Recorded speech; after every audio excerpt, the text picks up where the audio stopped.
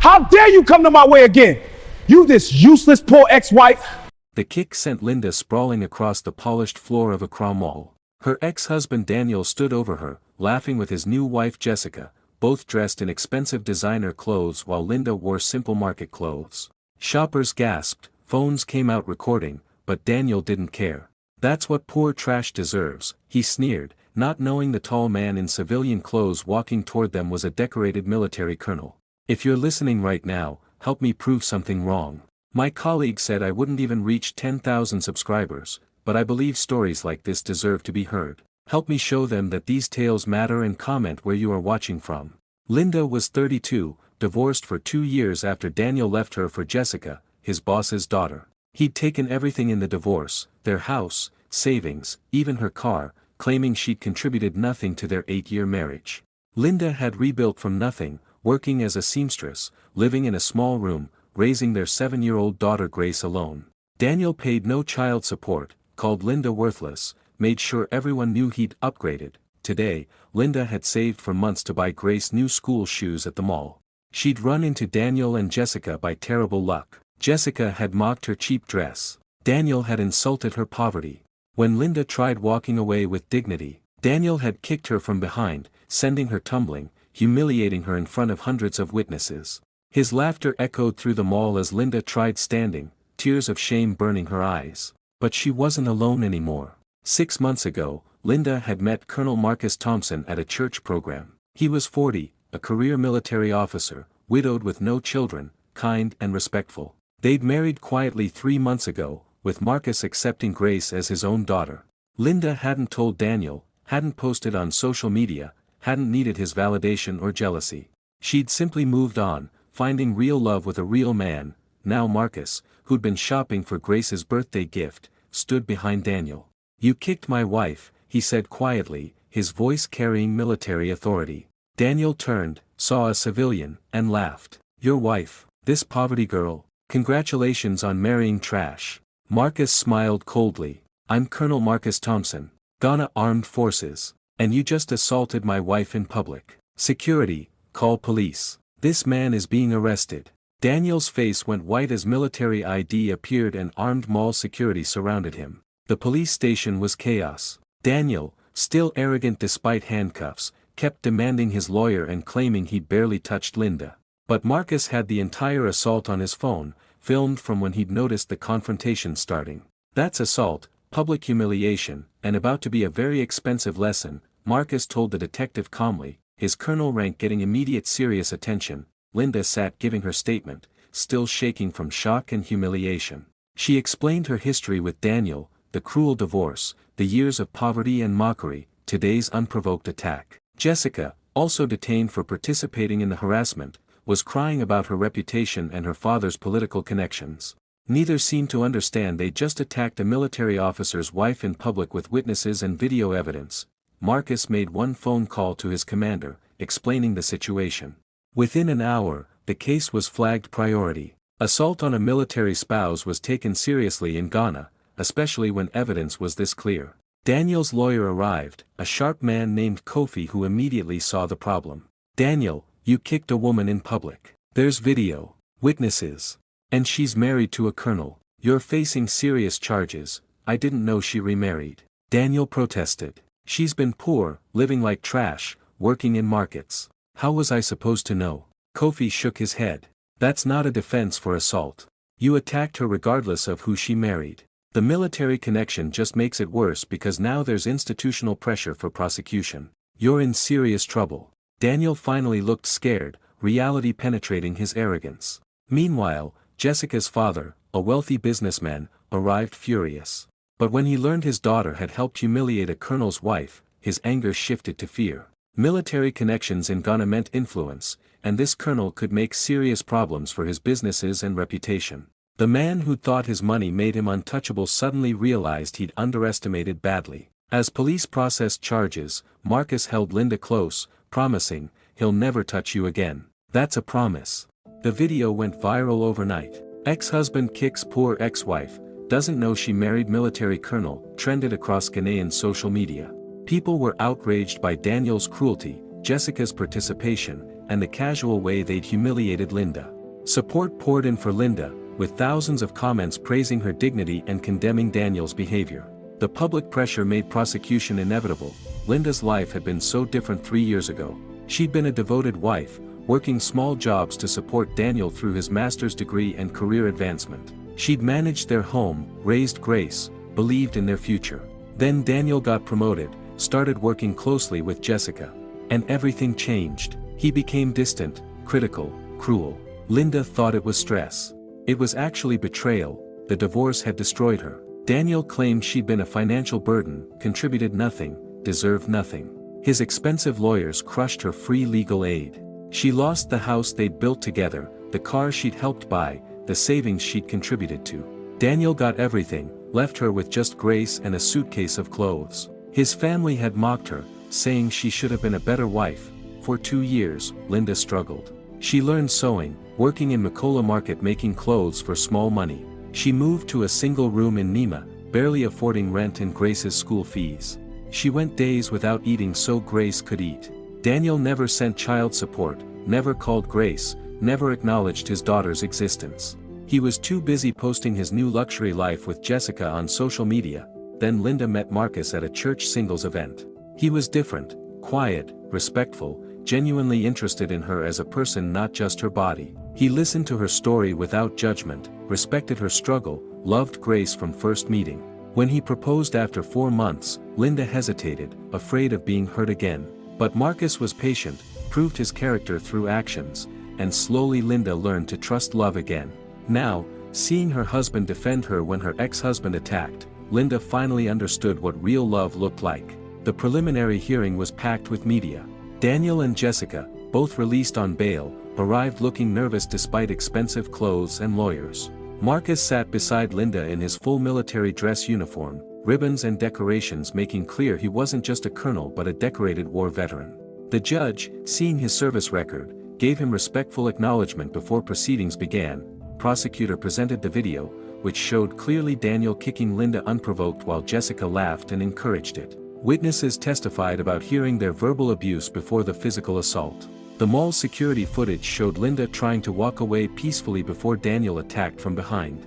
The evidence was overwhelming, undeniable, damning. Daniel's lawyer tried arguing it was a minor altercation between ex-spouses, blown out of proportion by military involvement. The judge shut that down immediately. Kicking someone in public is assault, counselor. The victim's new marital status is irrelevant to whether your client committed a crime. And he clearly did, on video, with witnesses. Save your mitigation for sentencing. Daniel slumped in his chair, finally understanding he couldn't buy or talk his way out. Jessica's lawyer tried separating her from Daniel's actions, claiming she only laughed nervously and didn't physically assault Linda. But witness testimony contradicted that, describing how Jessica had deliberately blocked Linda's path while Daniel attacked, making her complicit in the assault. Her father's wealth and political connections suddenly seemed useless against clear video evidence and public outrage. The judge set trial for 2 months away, denying Daniel's request for charges to be dropped. You assaulted your ex-wife in public, Mr. Daniel. You will face trial for that. Bail is continued, but if you contact the victim or her family, you'll be remanded immediately. As they left the courthouse, Daniel glared at Linda with pure hatred. You think you've won? You're still trash. Just trash with a military bodyguard now. Marcus stepped forward, and Daniel scrambled backward, scared. The bully had finally met someone he couldn't intimidate. 2 months of pre-trial was hell for Daniel and Jessica. Their jobs suspended them pending trial outcome. Social media destroyed their reputations daily. Friends abandoned them. Daniel's business partners distanced themselves. Jessica's father cut her off financially after realizing her involvement could damage his political ambitions. They went from wealthy and arrogant to isolated and desperate in weeks. Meanwhile, Linda's life blossomed. Marcus's military salary and benefits meant she didn't have to work, but she continued sewing because she loved it, now selling in better markets with Marcus's support. Grace thrived with a father figure who actually showed up to school events and loved her unconditionally. Linda's confidence grew, healing from years of Daniel's abuse and neglect. The trial lasted 3 days. Evidence was presented again, even more damning in detail. Character witnesses described Daniel's history of belittling Linda, his cruelty during divorce, his abandonment of his daughter. Jessica's cruel social media posts mocking Linda's poverty were entered as evidence of malicious intent. The prosecution painted a picture of two bullies who targeted a vulnerable woman and got caught. Defense tried portraying Daniel as a stressed executive who'd overreacted in a chance encounter with his bitter ex-wife. But Linda's testimony destroyed that narrative. She calmly described years of emotional abuse, the brutal divorce, raising Grace alone while Daniel partied with Jessica, and finally the unprovoked mall attack. Her dignity and composure made Daniel's cruelty even more obvious and indefensible. The jury deliberated 4 hours. Guilty on all counts: assault, public disturbance, harassment. Daniel's face went pale as sentencing was set for the following week. Jessica, found guilty of complicity and harassment, burst into tears.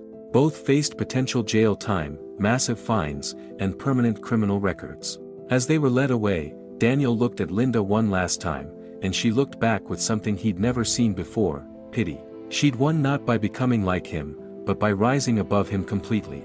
If this story moves you, hit subscribe and share. Should Daniel go to jail? Comment your thoughts and turn on notifications for the final chapters. Sentencing day arrived with Daniel looking broken. His lawyer pleaded for leniency, community service, probation instead of jail. But the judge was unmoved. "Mr. Daniel, you assaulted your ex-wife in public, humiliated her for being poor after you took everything in your divorce, and showed no remorse until facing consequences. Your actions were cruel, calculated, and public. This court must send a message that such behavior has serious repercussions." Daniel received 18 months in prison, eligible for parole after 12. Jessica got 12 months for complicity, eligible after 8. Both were ordered to pay Linda's legal fees and damages totaling 50,000 cedis. Daniel's face crumbled as reality hit: jail, criminal record, financial ruin, public disgrace. Everything he'd valued, destroyed by one moment of cruelty caught on camera. Linda felt no satisfaction, just tired relief. She'd never wanted revenge, just safety and respect. Now she had both, plus a husband who loved her and a daughter who was thriving. As Daniel was led away to begin his sentence, Linda turned to Marcus and Grace, choosing to focus on her future rather than her ex-husband's downfall. Marcus took Linda and Grace to dinner that evening, celebrating not Daniel's imprisonment but their family's strength. "You could have been bitter," Marcus told Linda. "You had every right to be angry, vindictive, cruel. But you stayed kind. That's why I love you. Not because you needed rescuing, but because you were already strong. I just get to stand beside you now." That night, Linda reflected on her journey. From devoted wife to divorced and destitute, from struggling single mother to happy newlywed with a man who valued her. Daniel's attack had been meant to destroy her spirit, to remind her she was trash in his eyes. Instead, it had exposed his cruelty publicly and reminded Linda that she'd already won by building a good life without him. Sometimes the best revenge was simply living well. Prison was brutal for Daniel. As a convicted domestic abuser with a viral video showing his crime, other inmates gave him no respect. Guards who'd seen the mall footage treated him with contempt. His cellmate, a tough man serving time for armed robbery, told him bluntly, "We got thieves, drug dealers, even killers in here. But we all got mothers, sisters, wives. Man who kicks a woman in public. You're lower than us all." Jessica's women's prison experience was different but equally hard. Her wealthy background and participation in humiliating a poor woman made her a target. She'd expected sympathy but received only judgment. "You laughed while he kicked her," one inmate said. "You're as bad as him. Worse, maybe, because you're a woman and you helped a man abuse another woman. That's betrayal." Meanwhile, Linda's life continued improving. She'd opened her own tailoring shop with Marcus's support, employing 3 other seamstresses who were also single mothers. Her business focused on affordable quality clothes for working-class women, the kind of clothing she'd needed during her struggling years. Success came quickly because Linda understood her customers. They were her, just at different points in the same hard journey. Grace was excelling in her new school, with Marcus attending every parent meeting, helping with homework, being the dad Daniel had never bothered to be. The little girl who'd grown up watching her mother struggle alone now saw what a real partnership looked like: mutual respect, shared responsibility, genuine love. It was a better education than any classroom could provide. 8 months into his sentence, Daniel's lawyer contacted Marcus requesting a meeting. Daniel wanted to apologize to Linda, claimed prison had changed him, wanted forgiveness before his parole hearing. Marcus asked Linda what she wanted. Linda thought carefully before deciding. She'd meet him, not because he deserved it, but because she wanted closure on that painful chapter of her life. The meeting was arranged under strict supervision, and Linda prepared herself emotionally to face the man who tried to destroy her. The prison visiting room was stark and uncomfortable. Daniel entered looking older, thinner, humbled by incarceration. Linda sat across from him, Marcus beside her, a guard nearby. Daniel couldn't meet her eyes at first, shame evident in his posture. "Linda, I'm sorry," he started, voice rough. "What I did at the mall, the divorce, everything. I was cruel because I'd become someone terrible." "You were cruel because you could be," Linda corrected quietly. "Because I was vulnerable and you enjoyed having power over someone. Prison didn't make you see that. Getting caught did. Those aren't the same thing, Daniel." He flinched at her words, knowing they were true. His remorse was real, but it had only come after consequences, not from any genuine self-reflection. "I don't expect forgiveness," Daniel continued. "I just wanted you to know that I see now what I destroyed. Not just our marriage, but your trust, your security, your confidence. I took a good woman and tried to break her because I was too immature to value what I had. You deserved better, and Grace deserved better. I'm sorry I wasn't that better man." Linda studied him, seeing genuine regret but also the manipulation that had always been part of him. "I forgive you, Daniel. Not because you've earned it, but because carrying anger toward you hurts me more than it hurts you. But forgiveness doesn't mean reconciliation or forgetting. You hurt me deeply, abandoned our daughter, and attacked me when I'd moved on. I forgive you, but I don't trust you, like you, or want you in my life beyond co-parenting Grace if you ever become worthy of that." Daniel nodded, understanding. "Can I see Grace someday? When I get out? I know I've been a terrible father, but maybe I can do better." Linda looked at Marcus, who squeezed her hand supportively. "That's up to Grace," Linda said. "If she wants a relationship with you when you're released, I won't stop her. But I also won't force her. You'll have to earn your daughter's time and trust. That's the consequence of abandoning her for 2 years." As they left, Linda felt lighter. She'd faced her abuser, set boundaries, and walked away with her dignity intact. Daniel was released after 12 months for good behavior. He emerged from prison to find his old life completely gone. His job was filled, his apartment rented to someone else, his savings depleted by legal fees and fines. Jessica, released 2 months earlier, had moved back to her father's house, but their relationship was over, destroyed by blame and resentment over who was most responsible for their downfall. Marcus, using his military connections, ensured Daniel's release was monitored. Restraining orders kept him away from Linda's home and business. If Daniel wanted to rebuild his life, it would be somewhere else, starting from zero just as Linda had after he destroyed her. The poetic justice wasn't lost on anyone. The man who'd mocked his ex-wife's poverty was now experiencing exactly what he'd inflicted on her. Daniel tried reaching out to Grace through her school, but Marcus had already briefed the administrators. Grace's father abandoned her for 2 years, then assaulted her mother in public.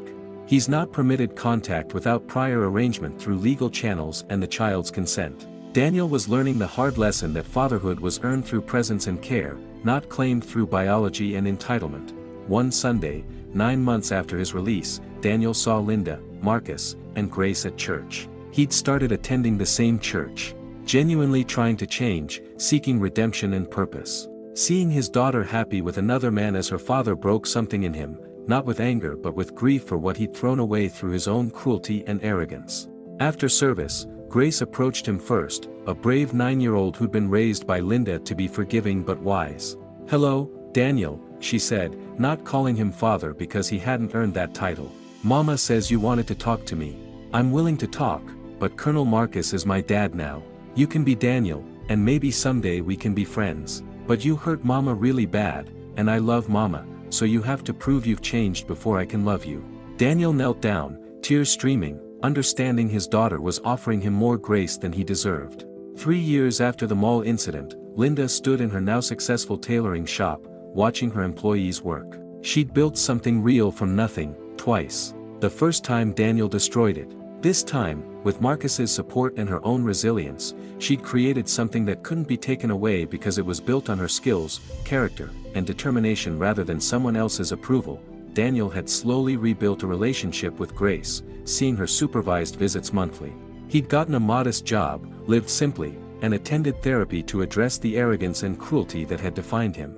He'd never be Grace's primary father, That role belonged to Marcus, who'd earned it through daily presence and love.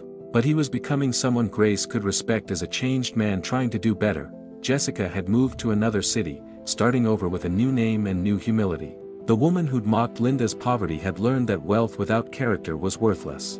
She sent Linda a letter once, apologizing genuinely, explaining that participating in Linda's humiliation was her greatest shame and deepest regret. Linda read it, appreciated it, and filed it away.